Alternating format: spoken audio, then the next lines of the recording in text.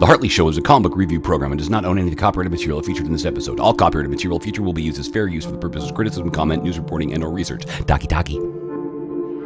It's the Hartley Show at Vancouver Fan Expo 2014. Hey ya!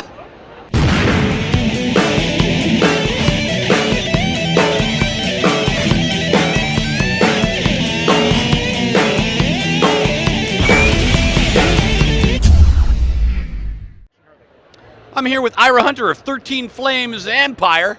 Ira, how you doing, brother?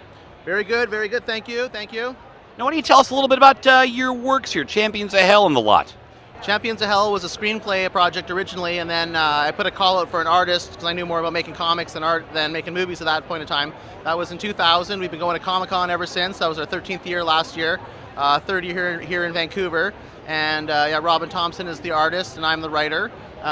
Champions of Hell is our main story, a very epic biblical, Satan's cutting God's head off and all sorts of crazy stuff's happening in that. And then we have a new one called Undead Inbreds, and then I made a movie called The Passion of Zombie Jesus, and that spawned into a full-color graphic novel covered by Tony Moore of The Walking Dead. And Zombie Jesus fights Robot Hitler, Michael Jackson, and Vampire Elvis. George A. Romero's next. So, okay, I've been going around and asking everybody what's their favorite weird or great con experience. You've been doing this forever. I know you got to have something good. The most legendary was when Robin dressed up like Zombie Jesus and went around the entire Comic-Con floor in San Diego berating everybody. And at one point, he was fighting Hawkman and Caveman Robot, and it was a mental mind battle. And and everyone remembered it. And it was actually mentioned at the keynote speech by Chip Kidd at the Eisner Awards, and he said, I've been coming to the convention for 20 years, and this year I heard the most profound thing I've ever heard. If you love comics and you love Jesus, you'll love Zombie Jesus. Now, is there anything you want people to know about what you're doing right now, brother? 13flames.com has everything. Trying to get another Zombie Jesus movie made. More. I've done two short films, award-winning short films, but I'd like to take it to the next level. Hemp Island's another one. It's 420. It's Easter weekend. We got Zombie Jesus. We got Hemp Island, we got Champions of Hell, we got Alice in Zombieland, we got everything you can imagine, and we're also got some Star Wars bootlegs, so just don't tell Disney. Fucking fantastic. Thank you so much for your time, Ira. I'm here with Twisted Twins Productions. I'll let everybody introduce themselves. You are Kevy, Jen, Tristan, Sylvia. So it's obviously been a huge year for you. I mean, you're on Netflix now with the American Mary thing, yeah? And I think I even saw you on Shaw on Demand. So why don't you tell us all about the year and how great it's been? I'm assuming it's been great. It's been insane. We were released internationally before we were released in North America, and when we hit North America, everything just kind of exploded. It's the fans that have been really supporting American Mary that's brought it to the level where it is.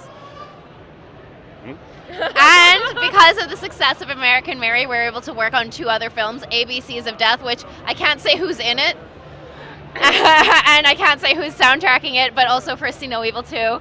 So you'll always see the same group together because, we wouldn't even have these opportunities if these guys didn't work their asses off with us. So we feel really fucking lucky. And thank you for everybody who watched the shit.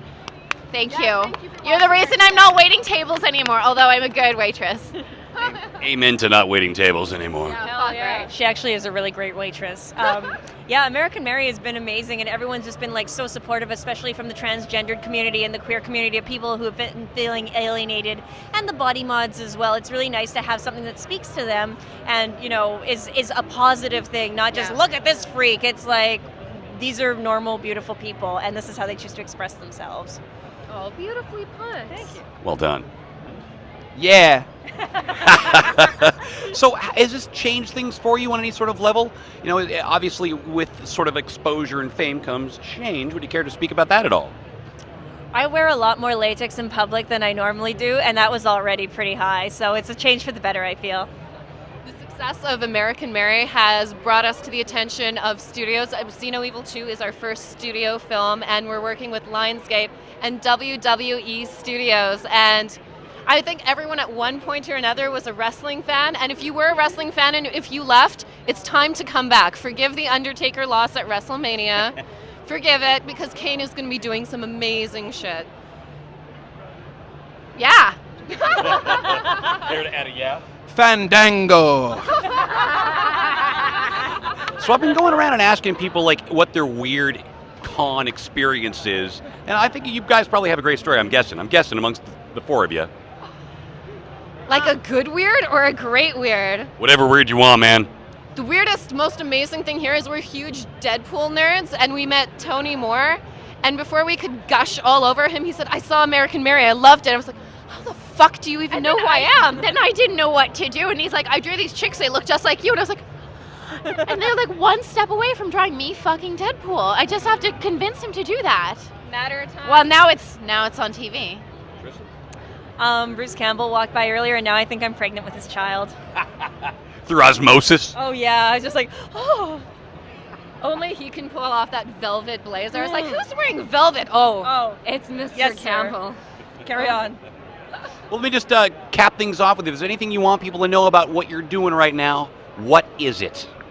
ABCs of Death 2 and See No Evil 2 comes out this Halloween, and they haven't announced if it's theatrical yet, but if you tweet it, they're watching, so please, please, please do that. Be sure to watch for Astron 6's The Editor and Call Girl, as well as House of Manson. Same shit as her, and also locally at the Rio Theater, we are going to be directing a play this Halloween, and it's going to have all four of us involved, and it's going to be fucking amazing. It's not an original thing, but it's something we love that we're putting a gratuitously violent original spin on. My band is called Fake Shark Real Zombie. We got music in every movie they do. And we did a new song with Danny Lohner from Nine Inch Nails for See No Evil 2, so check that out. Fucking fantastic. Thank you, ladies. An absolute pleasure. And sir. I'm speaking with Robin Thompson, artist extraordinaire, also known as Zombie Jesus. Robin, how you doing today? I'm doing great, Hartley.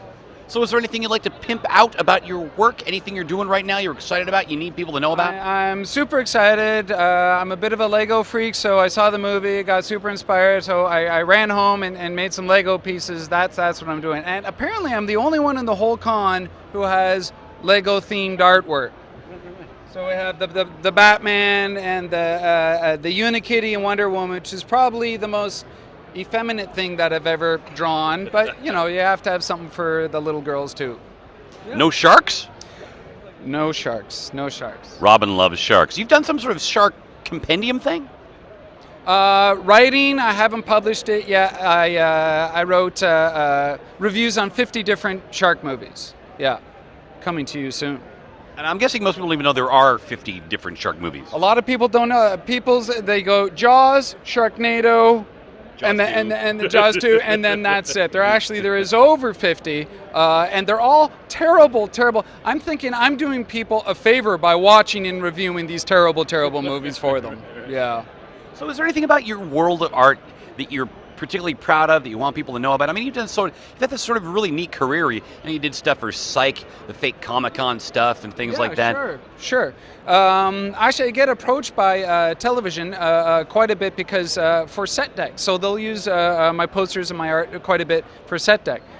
Supernatural has been great to me.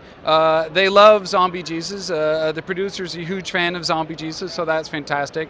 And already today I've had people, hey, I've seen your stuff in Supernatural, so I guess it works. And I guess I'm trying to I love doing the horror, I love drawing the violence and the gore. Slowly phasing it out, slowly getting back more into the superheroes. And I work a lot with kids, and so I want to start appealing a bit more to the kids and have a bit more all ages stuff. Well, like your R2-D2 thing. What was that called again?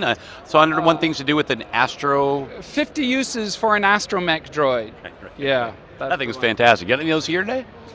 None. All sold out? All sold out. That's it.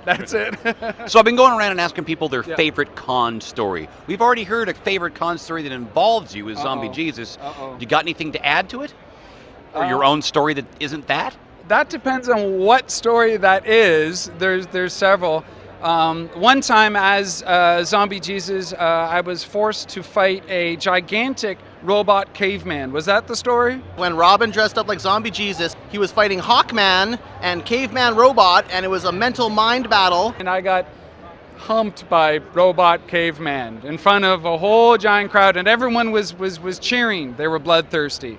So that was rather embarrassing. Yeah. Well, Robin, thanks so much for your time, man. Anything else you want to add? Watch the Hartley Holmberg show. I know you are. I'm a fan. I'm talking right now with Ian Boothby, the entertainment tornado of Vancouver. Ian, how you doing today, man? I'm good. People don't like tornadoes, though. I'm not really big on that intro. Well, you're like a big, lovable, huggy tornado. Oh, that's a right. tornado of joy. Sure. Okay, not a trailer park destroying many tiers CNN tornado. Okay, all right, I'm with you. You're the tornado that rolls through town. Everybody's like, yay! I don't think you know what a tornado is. Maybe I don't. Yeah, it's the tsunami of love. Yeah, okay, fair enough. So, I mean, first off, the reason I call you an entertainment tornado is you're so prolific. I mean, you've got the Sneaky Dragon podcast, you've got the Critical Hit improv show, you've got the Bongo comic stuff, and you even have more comic stuff, yeah? I did an issue of The Flash a while back, and I'm doing an animated series now called Pirate Express for Atomic that I'm doing some writing on. So yeah, we got a couple of things going on. It's been nice. You did an issue of The Flash? Yeah, I did. It was a Flash for a brief period of time where he was Bart Allen, and then I did such a good job on it that they beat him to death. I do remember that, sadly. Yeah, they went like, nope, just kill him. That was just one issue, though, yeah? Yeah, pretty much, yeah. So it wasn't really your fault. Well, we'll see. History will judge. Maybe you already did. So right now, you've been working on Simpsons forever, but do you do other stuff for Bongo other than just Simpsons? I also do the Futurama comic. Right. And I did the first ever crossover between Simpsons and Futurama with another local guy here in Vancouver, James Lloyd. And as of this year, they're actually going to be doing a crossover on the series. So I'm very curious to see if there's going to be any similarities. So Futurama is sort of brought back from the dead a little bit. That's right. Yeah, I believe the final episode of this season is going to be a crossover between Simpsons and Futurama. Fantastic. And what was the name of that? It was like Infinite something or other? Oh, boy, yeah. Simpsons, Futurama, Infinitely Secret Crossover Crisis. I'm not sure. The title just keeps going and going and going. And, man, I mean, all this stuff you're doing has been received, really well. I mean, you're getting, great responses from this stuff. I remember there's a story a while back of some girl whose biggest dream was to see you guys for Sneaky Dragon, something like that? Oh, okay, yeah. Well, we had someone who came, who was a fan of our podcast, Sneaky Dragon, and for her 16th birthday, she came up from the States and made the whole weekend a Sneaky Dragon weekend. And we just had two people here at this con come from Chicago who had never been to Canada before, and they came to see us as well. So it's bizarre, it's incredibly flattering and super sweet, but yeah, that's happening. Isn't that odd?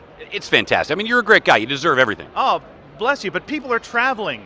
I don't know what to say about that.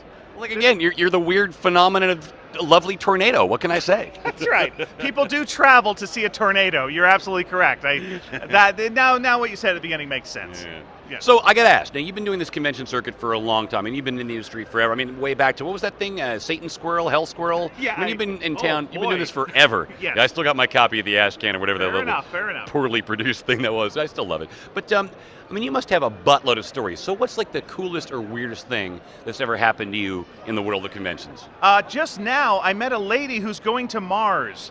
That just happened before you called me over. Yeah, she's part of this thing called Mars One, apparently, where they have been culling down, not culling as in a bad way, but they've been... The good culling. They put out a call to people. A billionaire is sending people to Mars on a one-way trip, and they've got down to the 100 people from 30,000, and she's one of the people in that group. So now they're doing testing, apparently, in Hawaii on mountaintops and in the Antarctic to make sure they can survive around people and not drive each other crazy. So that was pretty cool. I met someone who might be going to Mars. And she's your fan. I would not say that. I don't know. I would never say that about a person. But we had a lovely talk just now, so that was pretty cool. Oh, it wasn't something where she came gushing to you that she's going to take all your comics with her to Mars? She actually is taking comics to Mars, but only electronic ones because they have weight restrictions. And she actually, there was a sword she wanted to also bring, but they said no because of the weight restrictions. Also, you don't want to bring a sword to Mars. Or do you? It's named after the god of war. I think bringing weapons is probably a bad idea. The entertainment tornado man makes a good point. Well, Ian, thank you so much for your time. Thank you so much, mate. So there you have it, Vancouver Fan Expo 2014. It's been an absolute blast. I'd like to thank everybody that hung out with us, the crew that endured this with us, and you for watching. See you next time.